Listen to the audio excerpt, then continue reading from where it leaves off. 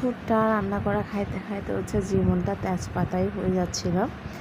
তো এদিকে চেষ্টা করলাম আজকে অন্য কিছু করি। তো ভুট্টা যেহেতু আমাদের বাসায় প্রায় সময় থাকে, মা এটা দিয়ে নিরামিষ রান্না করে বেশিরভাগ সময়। তো এটা চিন্তা করলাম যে এটা একটু পোড়াইয়ে খেয়ে দেখি। তো এখানে কিছুই দিই নাই, শুধু লবণ আর ডাল দিয়েছিলাম। তবে এটা কিন্তু অনেকেও হচ্ছে যে যদি এটা একটু লেবু আর অনেক মশলা দিয়েও বানাই দেখে, কিন্তু আমি অত কিছু দিই নাই, যেহেতু আমার অনেক বেশি ক্রেভিং হচ্ছিলো। তো এটা হচ্ছে এভাবে করে খেয়ে দেখবো। আর কে কীভাবে ট্রাই করছে আমাকে কিন্তু ঘরে ট্রাই করছে ওইটাই জানাবো, কারণ বাইরে কিন্তু আমরা সবাই খাই, কম বেশি মোটামুটি সবাই খেয়ে থাকি। তো ঘরে এটা ট্রাই করে দেখতে পারো, এটা কিন্তু খেতে অনেক বেশি মজা।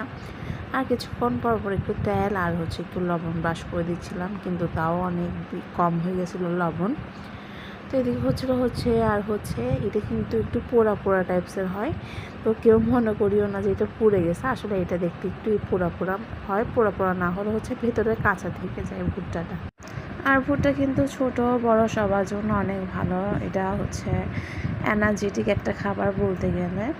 তো এই জন্য হচ্ছে সবাই খাওয়ার চেষ্টা করবেন। ফাইনাল হচ্ছে এই যে আমার ভুট্টা হয়ে গেছে। এটা দেখতে যেমন সুন্দর ছিল, খেতেও কিন্তু অনেক বেশি ভালো ছিল।